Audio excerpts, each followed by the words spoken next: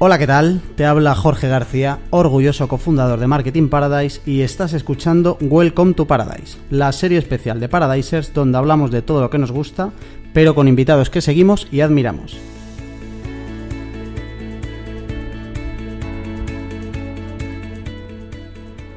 El invitado de hoy es Antonio Cantero, creador de Goodemia, la web de referencia en español sobre comercio electrónico con WooCommerce.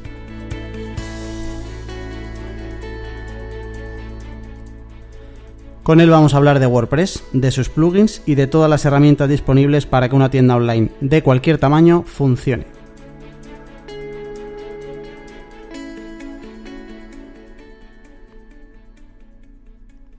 Hola, ¿qué tal, Antonio? ¿Cómo estás? ¿Se escucha bien? Sí. Se escucha maravillosamente bien. Vale. ¿Estás muy cansado? Te hemos dado peleita hoy, ¿eh? Sí, a ver, con la emoción no me he dado cuenta, pero ahora cuando me he sentado ya sí... Te ha dado el bajón como cuando te tiras por el paracaídas, ¿sí? Ahora ya te ha dado el... Bueno, mil gracias por sacar un ratín para que hablemos de e-commerce y en concreto de WooCommerce, que es un poco como el CMS, ahora nos metemos un poco al jaleo. Lo primero que te quiero preguntar, más allá de presentación clásica, que eso ya en las notas del programa dejamos un poco tus proyectos y que la gente vea un poco y te contextualice. Quiero que arranquemos por cuándo empezaste a meterte en esto de las tiendas online y por qué. Y que aproveches también para decirnos un poco el primer proyecto que tú montaste relacionado con esto y que te dio dinerito. Vale, pues yendo al grano directamente, empecé con un proyecto de e-commerce que fundé junto con mi madre, que todavía sigue en activo, que es oliveboutique.com, y es un proyecto donde vendemos aceite de oliva de nuestra zona, del pueblo donde yo me crié y del pueblo que soy, que es Carcahuey, un pueblo del sur de Córdoba. Entonces la idea surgió pues poco así de casualidad. Estábamos una Navidad en casa con un familiar mío, un primo que es el que, digamos, yo siempre lo digo, el que me metió en todo el mundo este de WordPress, y ya después me enfoqué más en e-commerce, pero digamos que gracias a él empecé a conocer el CMS y por aquel entonces pues no había tampoco la competencia que hay hoy bestial en el sector del aceite de oliva. Antes no había esa competencia, estamos hablando de principios del 2013, y decidimos pues probar. Entonces, como yo lo que conocía era WordPress como CMS y lo había usado para crear webs, nunca para un e-commerce, para una tienda online, me puse a investigar, y la solución que encontré fue un plugin llamado WooCommerce, que hoy seguramente a muchos de los que nos escuchen les sonará bastante, pero por aquel entonces era bastante desconocido. Y ahí, a base de tortas, como quien dice, empecé a aprender y a meterme un poco más de lleno en el mundo del e-commerce y a experimentar con esta herramienta. Esa sería un poco la historia. Resumen. Okay. Bueno, además de tus proyectos y tu tienda online y tal, has prestado servicio, y creo que todavía prestas de algún servicio concreto, a tiendas online de todo tipo relacionadas con WooCommerce. Con todas las tiendas que has visto últimamente, por dentro y por fuera, ¿cuál es tu opinión en general del estado del e-commerce en España? Es decir, ¿qué crees que estamos haciendo bien? ¿Qué crees que estamos haciendo mal? ¿Cómo ves tú todo este mundo para si alguien tiene uno o está pensando en montar uno, que tome nota? Vale, yo tengo que decir que en mi caso el perfil de cliente que contrata mi servicio, en este caso de auditoría, que es en lo que me enfoco, es un perfil de cliente, pues, suele ser pyme o autónomo, es decir, pequeño, que vende producto propio o con marca, a lo mejor no es marca propia, pero sí es distribuidor oficial, es decir, que tiene, digamos, un poco de ventaja con respecto, no vende de muchas verticales, mucho tipo de productos, no tiene un catálogo muy extenso. Ese sería el perfil de cliente que contrata mi servicio. Entonces, es un cliente con un presupuesto limitado para invertir en marketing y todo eso. Y la radiografía que yo tengo del estado de e-commerce a nivel nacional está segmentada a ese tipo de cliente. Es decir, lo que yo cuente ahora a lo mejor no se aplica a grandes empresas, ¿vale? No aplicaría a Amazon o no tiene nada que ver. Pero sí es interesante que es un cliente que hace e-commerce de nicho. Y es un e-commerce que hoy día, si empiezas con pocos recursos, es decir, no tienes no te puedes permitir una gran inversión, ni comprar mucho stock de productos, ni tienes muchos productos a los que atacar y verticales a los que atacar, es una buena estrategia. De hecho, yo diría que es la única con posibilidades o con más probabilidad de tener éxito si está en esa situación. ¿Por qué? Pues básicamente porque los e-commerce de nicho son e-commerce que se enfocan en un área de un sector más amplio, muy concreta, para un perfil de cliente muy concreto, donde es más fácil destacar y convertirte en referente y no competir a base de precio, que no lleva a ningún sitio.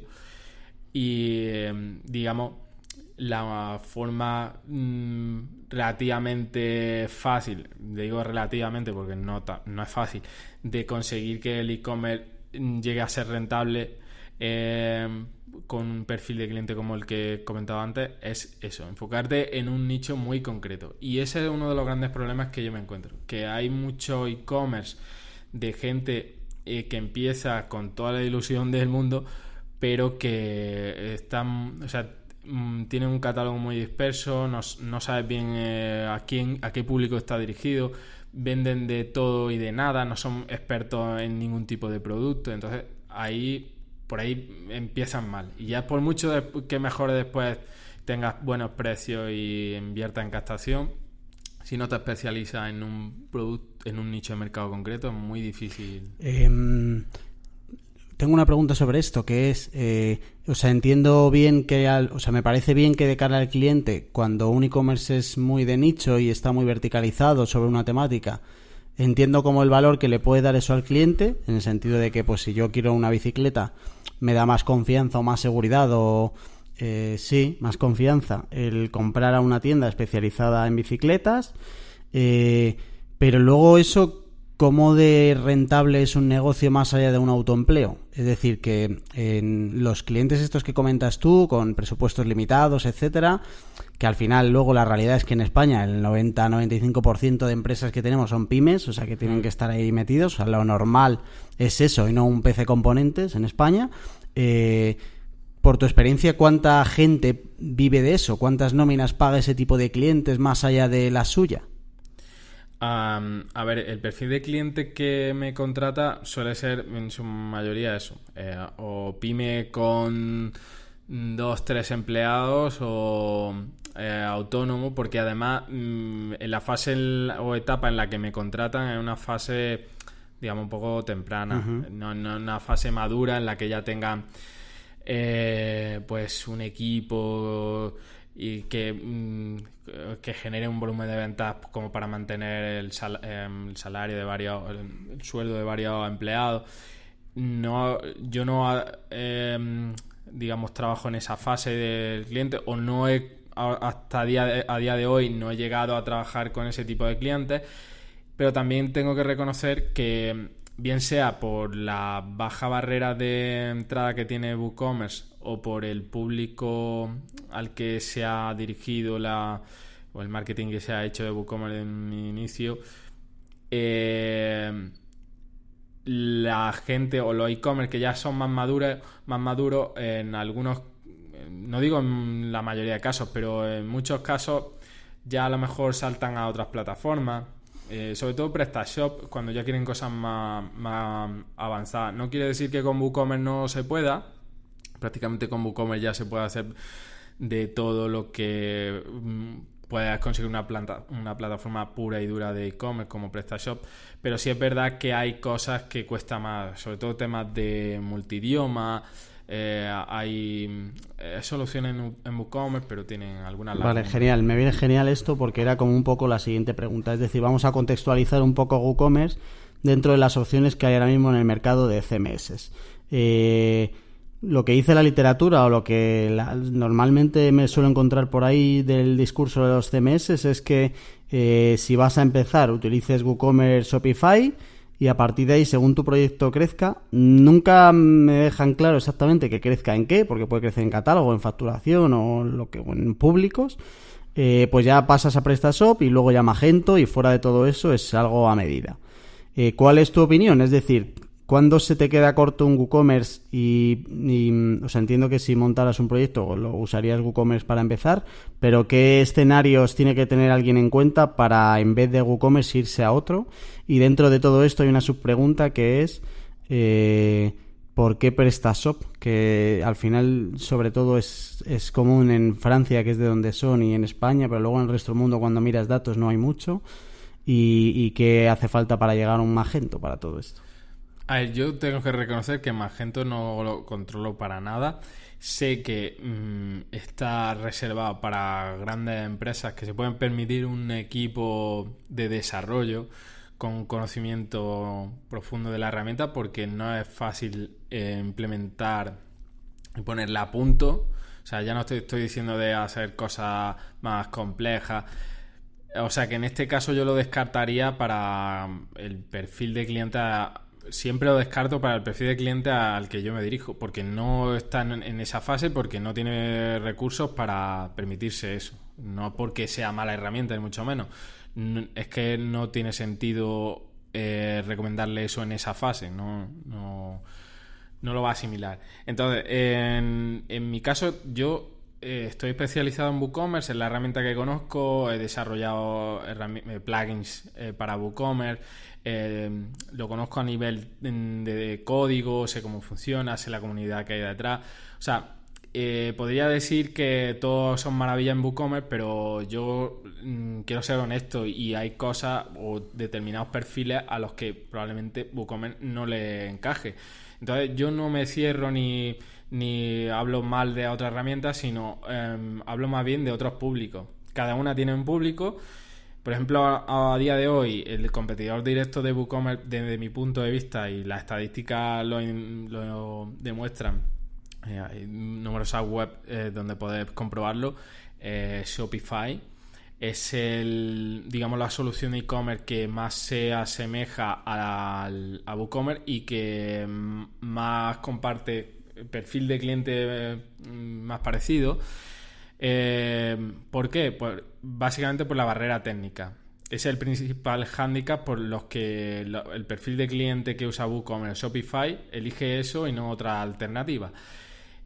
Ambos son fáciles de empezar a manejar, hay bastante documentación, bastantes tutoriales, entonces entrar ahí no requiere de mucho dedicación en tiempo ni tampoco en dinero. En Shopify hay que hacer una pequeña inversión, una suscripción mensual, si quieres empezar a crear tu tienda ahí, pero incluso la barrera de entrada es más baja que WooCommerce. Tiene alguna desventaja, sobre todo de cara al SEO. Shopify no te permite tampoco optimizar muy bien de cara al SEO, URL, estructura, o sea, arquitectura de la información y eso, que WooCommerce sí, pero WooCommerce por contra, pues tiene la desventaja de que ya si quieres optimizar la tienda y montarla ya bien en condiciones, vas a tener que depender de algunos plugins que normalmente son de empresas, de terceras empresas. Hay también plugins oficiales, pero pues mantener esos plugins actualizados y tener un buen equilibrio entre funcionalidades y plugins, es decir, no sobrecargar la tienda con herramientas y que no vas a usar, que después ralentizan mucho. Eso también es complejo. Así que nada, y lo que desde mi punto de vista, si no quieres complicarte la vida con la parte técnica y no te importa pagar un poco, o sea, tienes un poco de cash y quieres quitarte esa parte, puedes empezar con Shopify, es una solución interesante, pagando una suscripción mensual que no te importa dedicarle un poco más de tiempo a la parte técnica, aprender un poco más y tener más libertad en cuanto a diseño, en no gastar esas suscripciones mensuales en pagar una sola herramienta, sino en publicidad, pues entonces a lo mejor WooCommerce es tu elección. Y PrestaShop, yo tampoco lo conozco mucho, pero sé que es una opción bastante potente, que está a camino entre WooCommerce y Magento, ya que se sale bastante de nuestro ámbito, pero realmente es la única alternativa, si quieres algo ya más puro e-commerce, a WooCommerce. Ahí es a donde voy yo, es decir, ¿qué te puede aportar PrestaShop que no te dé WooCommerce? ¿Cuándo se te puede quedar un WooCommerce pequeño? Yo ahí no puedo hablar mucho de PrestaShop porque no voy a engañar a nadie, no he trabajado apenas con PrestaShop, salvo para migrar de PrestaShop a WooCommerce a alguna tienda, ha sido. Entonces no puedo hablar mal ni bien de PrestaShop porque no lo conozco. Lo que sí puedo decir es que la curva de aprendizaje de PrestaShop es más elevada que la de WooCommerce. Las herramientas o extensiones o add-ons, no sé cómo lo llaman en PrestaShop, suelen ser más caros que en WooCommerce. Hay menos variedad, es decir, en WooCommerce hay literalmente miles de plugins que te permiten implementar funcionalidades en la tienda en cuestión de minutos. Y en PrestaShop a lo mejor no tiene un catálogo tan extenso. La documentación en PrestaShop tampoco va a ser tan amplia como en WooCommerce. Y los expertos en PrestaShop no hay tanto donde buscar, sobre todo en mercado nacional. Que sepan de verdad, no hay tanto. Entonces todo eso limita un poco o aumenta la barrera de entrada. ¿Por qué? Pues porque cualquier pequeña personalización o ajuste que necesites de un recurso ya, bien sea un servicio profesional de alguien que te lo haga o una herramienta ya más avanzada para esa plataforma, va a ser mucho más caro y va a ser más costosa conseguirla. Entonces, en cuanto a limitaciones, yo no creo que haya limitaciones hoy día en cuanto a catálogo se refiere de WooCommerce con respecto a PrestaShop. Sí es verdad que en rendimiento, cuando WooCommerce trabajas con catálogos muy extensos, en plan ya superando las miles de referencias, tal y como estaba diseñado el código o la arquitectura del plugin en un inicio, el rendimiento bajaba bastante. Es decir, la velocidad de carga afectaba, sobre todo para filtrado de productos, ahí tardaba mucho, o ya hacía búsquedas más exactas de algún producto, cuando ya tenía una base de datos de muchas referencias, tardaba mucho. Eso ya lo han mejorado, están todavía trabajando en eso, mejorando mucho más lo que es la base de datos, la estructura de la base de datos para mejorar muchísimo esos tiempos de respuesta. Pero sí es verdad que, aunque todavía no han sacado esa versión que corrige todo eso, o que mejora, mejor dicho, sí han hecho un lavado de cara de la base de datos para que responda mejor. Ese podría ser la primera ventaja que sí tiene PrestaShop cuando trabajas con grandes catálogos y que no tiene WooCommerce. Y la otra, yo diría que la parte multidioma, que aunque hoy día ya hay soluciones interesantes en WooCommerce como Multilingual Press, que son alternativas bastante más estables y más fáciles de mantener que WPML, que es un dolor de cabeza, todavía no sigue siendo la solución perfecta para WooCommerce. Y sin embargo, PrestaShop, pues esa parte sí la tiene cubierta. O sea, yo diría que esos son los dos puntos. Yo te añado otra, a ver qué te parece, que es un poco lo del catálogo. Sí que es verdad que lo hemos notado alguna vez, pero sobre todo en general, proyectos que están con WooCommerce y donde al final se ha decidido que no valía, era sobre todo lo del idioma también que comentabas tú y conexiones con ERPs. Está bastante más verde que en el resto de plataformas, no sé por qué, pero hay muchos menos ERPs que funcionen con WooCommerce de lo que te vas a encontrar con un PrestaShop o un Magento. Sí, yo creo que eso lo achaco más bien al perfil de e-commerce que tiene PrestaShop. Es decir, normalmente ya los e-commerce que tienen una serie, o sea, una relativa historia, son e-commerce que ya tienen un volumen de ventas interesante.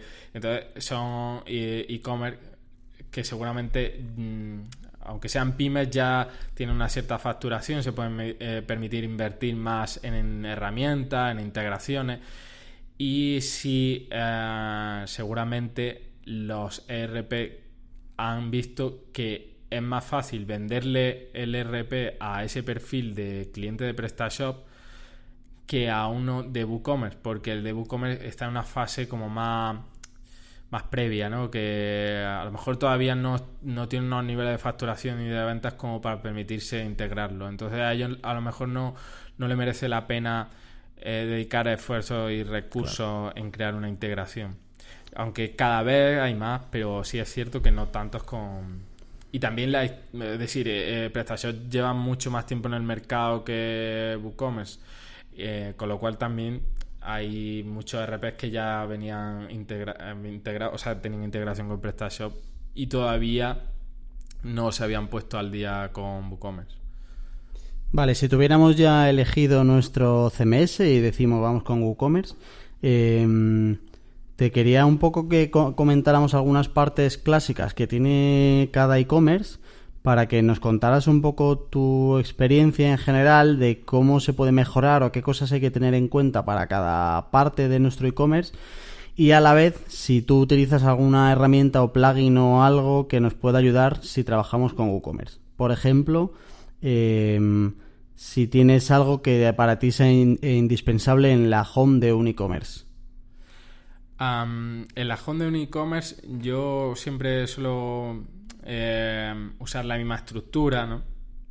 Y una de las partes que no falta en la home o un formulario de captación de mail abajo del todo. Vale. Es decir, la gente que no ha interactuado ni ha navegado por las diferentes secciones que yo le presento en la home o productos destacados, al menos que me deje su email ya como último recurso. Entonces, obligatorio sí o sí, como herramienta como tal, una buena solución para formulario de suscripción, que después lo uso en más páginas, pero en la home sobre todo. ¿Qué plugin utilizas tú para esto? Ahora mismo, bueno, ya llevo como un año así trabajando con ConvertPro. Ajá. Y la verdad es que de todos los que he probado es con diferencia el más completo, pero a todos los niveles, no solo ya de funcionalidades, sino de soporte, de documentación, de una de las cosas que me gusta mucho y es que no tienes por qué instalarte 20 trillones de funcionalidades absurdas que no usas, sino tiene un panel de add-ons donde tú los activas desde el backend y solo te instala esos add-ons si los necesitas. Por ejemplo, si necesitas para TestAB te lo instala e incluso lo puedes instalar solo cuando lo vayas a necesitar, después lo desinstala. O sea, es una forma también de optimizar los recursos, porque parecen que son infinitos, pero muchas veces nos pasamos instalando ahí herramientas que no otro aspecto que tiene cualquier e-commerce, carritos y checkouts. ¿Hay algo que la gente tenga que saber para tener un carrito o un checkout medio optimizado, más allá de luego el tipo de proyecto que tenga cada uno, pero cosas que haya que saber y herramientas que puedan ayudarnos para esto? Cuando dices carrito, ¿te refieres a recuperación? No, del carrito como tal, o sea, vale. El paso del carrito y el paso del checkout. Vale. Sí, en realidad yo siempre hablo de que cuando hemos alcanzado la masa crítica de tráfico, de volumen de visitas en un e-commerce, lo que tenemos que empezar a trabajar ya con ese tráfico y esas visitas de manera inteligente para optimizar todo el proceso de compra y no seguir invirtiendo recursos en captación hasta que no tengamos toda esa última fase del embudo bien optimizada. Entonces, en ese sentido, lo lógico es empezar por la fase de abajo del embudo, porque es donde más impacto directo va a tener en las ventas, que es la página de checkout de pago y el carrito, ¿vale? Y de ahí hacia arriba. Entonces, centrándonos en estas dos, hoy día hay bastantes soluciones interesantes que te permiten mucho, o sea, te dan mucho juego para personalización de checkout, para optimización de la experiencia de usuario y todo eso, pero yo me centraría sobre todo en hacer lo máximo posible por, uno, eliminar puntos de fuga en checkout sobre todo, que esto me lo encuentro a diario prácticamente en todos los e-commerce que me llegan de clientes. Cuando hablo de puntos de fuga hablo de menú principal en el checkout fuera, o sea, eso solo sirve para despistar y que se vaya la venta por ahí. Footer, solo dejar un enlace a los textos legales por tema legal, es por obligación, hay que ponerlos, pero no destacarlos tampoco. Es decir, si alguien quiere clicar ahí, que clique, pero que esté bien, o sea, que haya una distancia relativa con respecto al botón de pagar, que es lo que nos interesa. Y simplificar y limpiar todo lo más posible el formulario. Si tenemos muchos campos que no, o sea, pedimos datos que no son relevantes para lo mínimo que necesitamos, que es enviar el pedido y los datos de pago, no pidamos más información en ese momento, se puede pedir más adelante, así que todos esos campos fuera.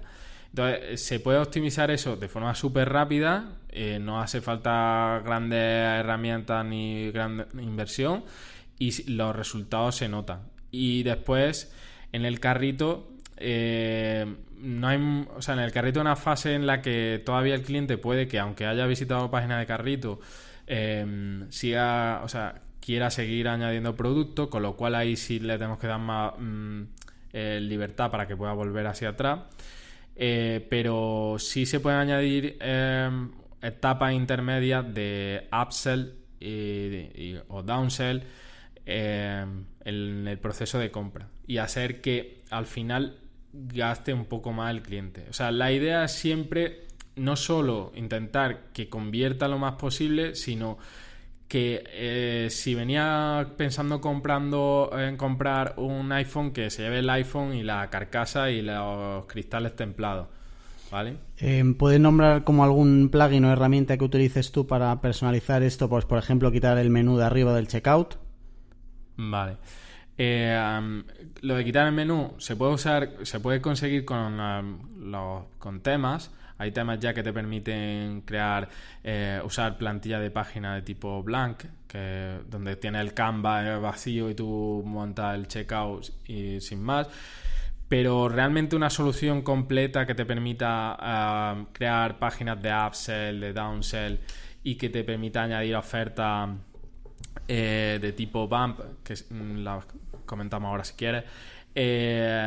Hoy día hay una herramienta que está funcionando muy bien, que se llama Cardflows y que permite crear flujos de compra personalizados con upsell y downsell e incluso personalizar las páginas de agradecimiento y crear checkouts personalizados según el comportamiento de compra del usuario. O sea, te dan libertad total en ese sentido. Último aspecto de los e-commerce y cómo trabajarlos en WooCommerce, las fichas. Creo que tienes por ahí incluso como una formación o hay algún curso donde tú explicas qué es para ti o cómo se llega a una ficha de producto optimizada.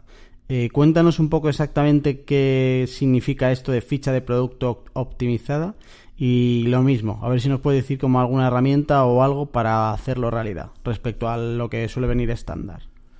Vale.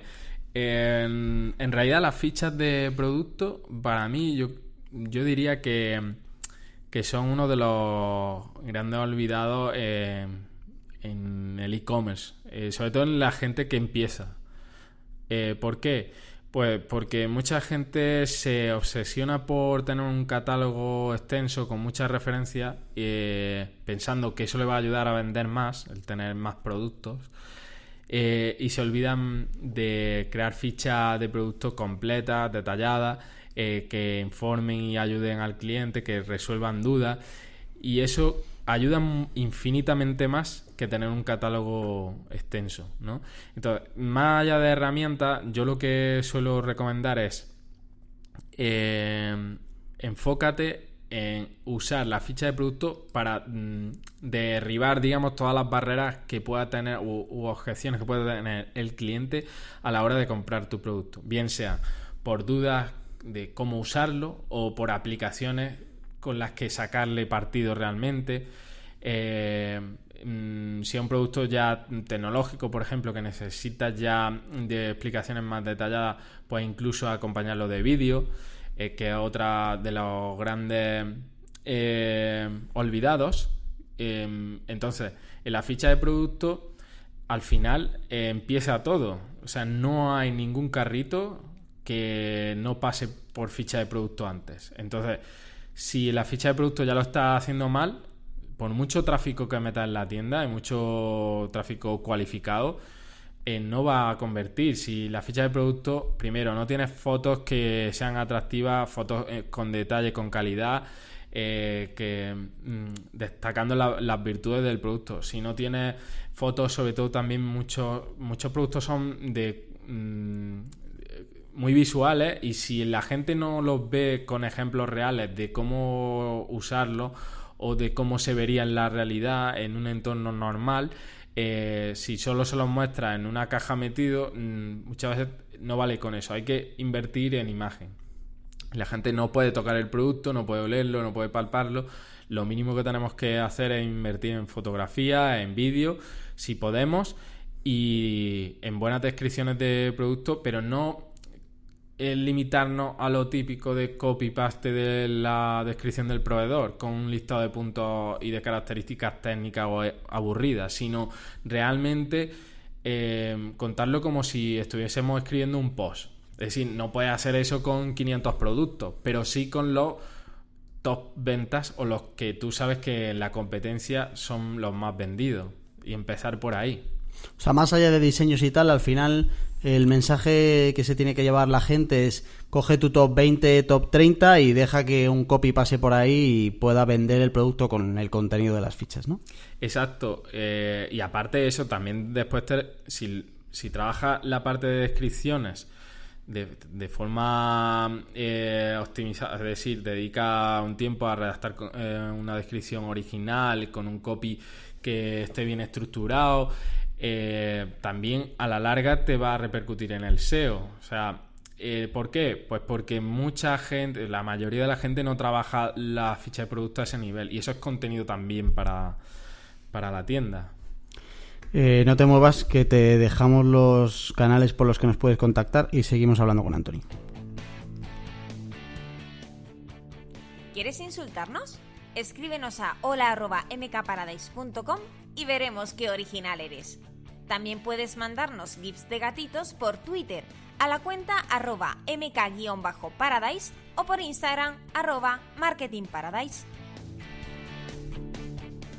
Seguimos por aquí con Antonio. A ver, Antonio, venga, te seguimos exprimiendo. Tengo un par de preguntas que son como de ayuda al mundo, ¿vale?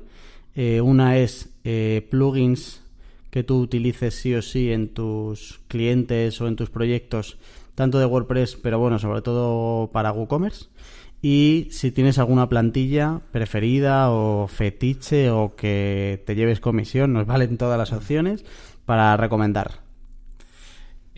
Con respecto a plugins, yo siempre uso en todas las instalaciones y en clientes, para recuperación de carrito, trabajo con Jill, que no es un plugin como tal, es un SaaS que se dedica está enfocado a recuperación de carritos, que también tiene integración con Shopify, pero bueno, necesita un plugin para conectarte y es súper potente para recuperación de carritos.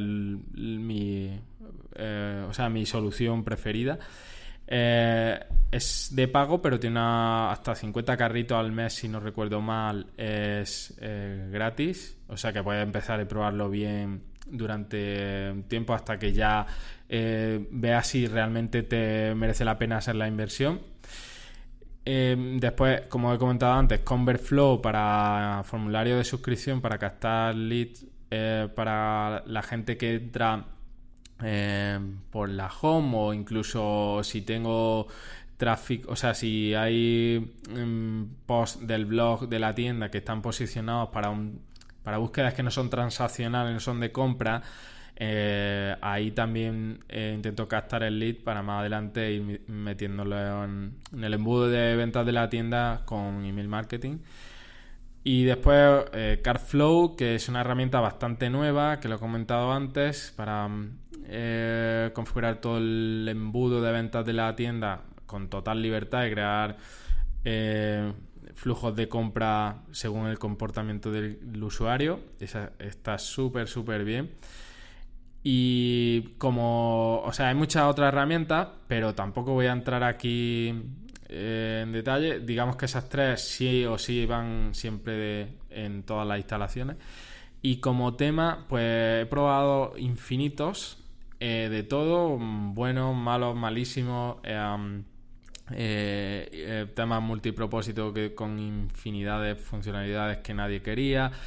Y al final yo soy partidario de usar temas que sean, primero, que estén bien a nivel de código, optimizados para SEO, que cuenten con esquema para productos bien actualizado, y que no me obliguen a instalar cosas que yo no quiero. Entonces, que cumplen esos requisitos y tengan buen soporte de documentación, ya reduce mucho el campo, ¿no? Y en ese caso yo uso Astra. Astra tiene una versión gratuita que se puede descargar desde el repositorio de WordPress, y si ya quieres sacarle todo el jugo de verdad a fichas de producto y contar con muchas otras funcionalidades extra, que insisto, aunque te consigas la versión Pro, no tienes que instalártelas todas. Esa es otra de las grandes ventajas de Astra, que la versión Pro tiene un panel de add-ons donde tú vas activando aquello que necesitas. Solo vas a instalar expresamente lo que necesites. Entonces te da mucho potencial y no te obliga a trabajar con maquetadores visuales si no estás acostumbrado, no te quieres trabajar con Elementor o otro tipo de maquetadores que son también muy potentes, pero que mucha gente se obsesiona y lo usa en exceso, o sea, metiendo Elementor en fichas de producto y eso. No soy muy partidario de las páginas de producto o de carrito, eso, abusar de ese tipo de solución. Te dejamos todas las herramientas que nos cuenta Antonio en la nota del programa, por si las quieres ver, con sus enlaces y todo, para que puedas echarles un ojo. Venga, última parte. Quería aprovechar y que habláramos un ratito de Udemy como proyecto, pero sobre todo como forma de negocio y como modelo de negocio. Hace poco teníamos por aquí a Rubén Bastón de Marketing for E-Commerce, que nos contaba ese dorado que es un proyecto central o con el contenido como herramienta central, cómo estaba consiguiendo ganar dinero gracias a diferentes vías de ingresos que nos contaba, como los eventos, etcétera. Cuéntanos en nada un poquito porque sepamos exactamente qué es Udemy exactamente, y luego quiero saber cómo le estás sacando dinero a esto de un blog como tal, qué proyectos tienes, qué formas de ingreso, y si nos puedes contar un poco como qué porcentaje tienes respecto al total cada fuente de ingreso, para saber de verdad cómo se puede hacer dinero con un proyecto centrado en contenidos, por lo menos al principio. Bueno, son muchas preguntas, sí, intentar poco. que no se me olviden. Lo primero, Budemia surgió pues paralelamente, digamos, al proyecto de e-commerce de Oli Boutique que mencionaba al principio. Y fue una forma de compartir todo lo que me había costado a mí asimilar y encontrar de información en este caso de WooCommerce por aquel entonces, que no había prácticamente de nada, salvo la documentación oficial, y estaba todo en inglés y además faltan cosas. Entonces fue una forma de, digamos, hacerme un hueco en el mundo del marketing, pero enfocado a esta herramienta, porque veía que cada vez se usaba más en el mercado hispano y no había nada de información sobre eso. Y claro, también de alguna forma ya me enfocaba al sector del e-commerce, no estaba atacando cualquier sector, ¿no? Entonces surgió por ahí, paralelamente a Oli Boutique, por el 2013. Y tengo que reconocer, y esto alguna vez lo he comentado, pero que mucha gente no se lo cree, que durante 2 años Budemia facturó 0 euros prácticamente. O sea, algunas comisiones residuales de alguna afiliación, pero prácticamente nada. Entonces, durante 2 años estuve publicando contenido con frecuencia, investigando herramientas, probándolas en mi propia tienda. O sea, la mayor parte del material que comparto, no todo, porque hay herramientas que no uso en mi tienda, pero intento siempre probarlas antes en un entorno real y probarlas en mi e-commerce, o incluso hacer, si el cliente me lo permite, hacer algunas pruebas con e-commerce reales y después contar la experiencia en el blog. Pues durante 2 años hice eso y más o menos mantuve la frecuencia de publicación. Una media de a lo mejor 4 posts al mes, algunos meses más, 6, otros meses, pero la media sería como de 4 posts al mes. O sea, vivía de otra fuente de ingresos, de otro proyecto, pero no me estaba generando nada, y realmente al proyecto que le dedicaba tiempo era Budemia. Y durante todo ese tiempo estaba súper motivado, me encantaba, pero llegó un momento en el que o le daba la vuelta al enfoque, es decir, no podía seguir destinando tiempo sin conseguir. Todos tenemos que pagar facturas y el tiempo es limitado, entonces tenía que de alguna forma monetizar todo ese esfuerzo.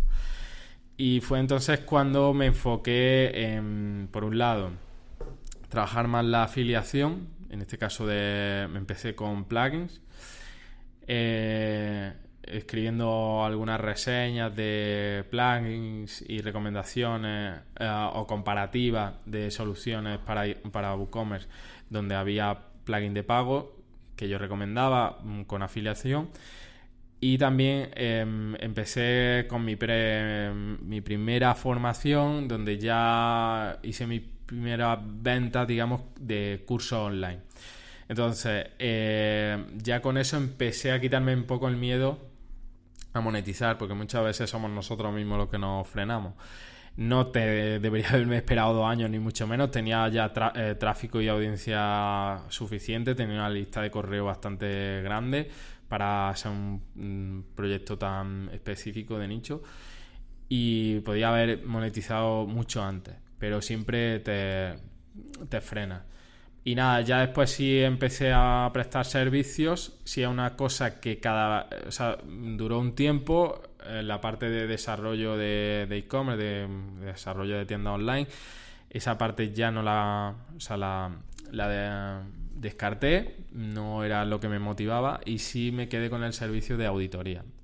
Y hoy básicamente los pilares de Budemia son las principales fuentes de ingresos de formación, por este orden, tanto online como offline, afiliación, y después la parte de servicios de auditoría. Esos serían los... Vale. Con formación, ¿el proyecto sería rentable? Por ver cómo de importante es como la primera fuente, ¿sabes? Sí, o sea, con formación sí. Con la otra sola, no. Vale, ahora mismo no. Vale, ok. O sea que al final te ha servido como barrera de entrada para vender formación online de cursos que ya tienes en automático. O sea, vamos, que ya lo tienes como producto, o un servicio puntual de formación offline, ¿no? Sí. Vale, Ok. Me pasabas para la entrevista antes como los datos del proyecto en general. Tienes un 90% del tráfico que es ahora mismo orgánico. O sea, Sí. que es como una lección del valor que te puede dar el SEO, pero además de el trabajo que hay detrás con esos 2 años donde a picar sin llevarte nada. O sea, hay una diferencia enorme entre el orgánico y otros canales que utilizas, ¿no? Total, sí. Alucinante. Vale, ¿y en qué es lo que se viene ahora? ¿Qué proyectos más o en qué estás trabajando que puede interesar a la gente? Bueno, ahora estoy enfocándome mucho, como digo, en la formación, tanto online como offline, pero sí es cierto que me estoy enfocando más en la online por el tema de escalabilidad y de alcance, aunque me encanta la presencial, la formación en vivo, porque tiene ese plus que jamás va a tener en la online. Entonces, lo que sí tengo un proyecto paralelo que, bueno, en realidad paralelo como tal no es, porque es el producto final que vendo a través de Budemia, que se llama e-commerce memorable. Es una solución, o sea, una formación donde vemos todo el proceso de creación de un e-commerce desde cero, y ya después cómo conseguir captar en la fase de captación, estrategia y técnica para captar público cualificado de calidad, y después la parte de venta, cómo optimizar, analítica de e-commerce, cómo ver qué comportamiento está teniendo los visitantes en la tienda, en qué etapas del embudo de venta están fallando y cómo mejorarlo, cómo mejorar, cómo subir ticket medio de pedido, todo ese tipo de técnicas que hay detrás que muchas veces se dan por hecho, pero que en realidad hay un mundo detrás. E-commerce memorable lo engloba todo eso. Y sí es cierto que recientemente creé una versión light, digamos, previa a e-commerce memorable, que sí compró, que se enfoca en la parte de creación del e-commerce, de la tienda online, desde el punto de vista más técnico, para gente que todavía es neófita en el mundo del e-commerce y en el mundo de tecnológico u online, y no tiene mucha idea de cómo montar la tienda. Esa sería la primera fase. Es decir, si eres alumno de eCompro, lo lógico es que en un futuro próximo, cuando ya tengas tu e-commerce montado y hayas terminado esa formación, necesites avanzar hacia las siguientes etapas que cubrimos con e-commerce memorable. Ok. Vale, pues te dejamos los enlaces para que veas cada formación, y si te cuadra, pues ahí lo tienes. Venga, Antonio, última pregunta. ¿A quién nos recomiendas para que pase por aquí? ¿En quién te fijas? ¿Cuál es tu referencia un poco? No me digas Jeff Bezos, que todavía no tenemos su teléfono, pero ¿alguien alcanzable? Hay mucho. A ver, que no haya pasado por aquí, pues se me ocurre, por ejemplo, al gran Jaime Mesa. Vale. Porque es un tío 10, porque sabe mucho de e-commerce, aunque no sea a lo mejor tan conocido como otros, pero que yo cada vez que hablo con él aprendo un huevo, literal. Entonces es un tipo que merece estar aquí. Además, él es muy partidario de usar Shopify, y como digo, yo encantado de hablar con él y que me enseñe cosas cuando hablamos de e-commerce en general. Y para nada, como digo, me cierra una plataforma. En realidad todos buscamos lo mismo, que es vender y conseguir un negocio rentable con la venta de productos a través de internet. Que use Shopify o que use WooCommerce no debe de ser digamos, la limitación que haga que no aprendas de otras personas. Y Jaime, en ese sentido, te va a hablar de todo, no solo de Shopify, te va a hablar de estrategia, te va a hablar de publicidad, y es un tío que merece estar aquí. Yo lo recomiendo, así que apúntalo. Venga, pues me lo apunto y le invitamos y a ver qué nos cuenta. ¿Dónde te puede encontrar la gente, Antonio? Pues a través de budemia.com. Lo voy a deletrear, porque, aunque lo pondrá en las notas, sí, supongo, pero es woodemiaconilatina.com y ahí tenéis el formulario de contacto para escribirme y estoy encantado de atenderos. Y a través de Twitter, porque realmente es la única red social en la que estoy activo y me gusta. Y mi usuario es Budemia, exactamente igual que el dominio, así que ahí me podéis contactar y escribir también y yo encantado. Ok, en las notas del programa se te queda todo. De todas maneras, si quieres, en mkparadise.com/paradisers, ahí tienes todas las notas también. Si quieres dejarnos un comentario, se lo haremos llegar a Antonio. Muchas gracias, Antonio, por pasarte por aquí. Nada, un placer, y sobre todo por el hecho de haber grabado en directo, o sea, físicamente el podcast y que no haya sido a través de una pantalla. Claro. Eso es único. Eso es sí, que a veces se nos va de las manos lo de las pantallas, pero sí, mola el offline, joder. Exacto.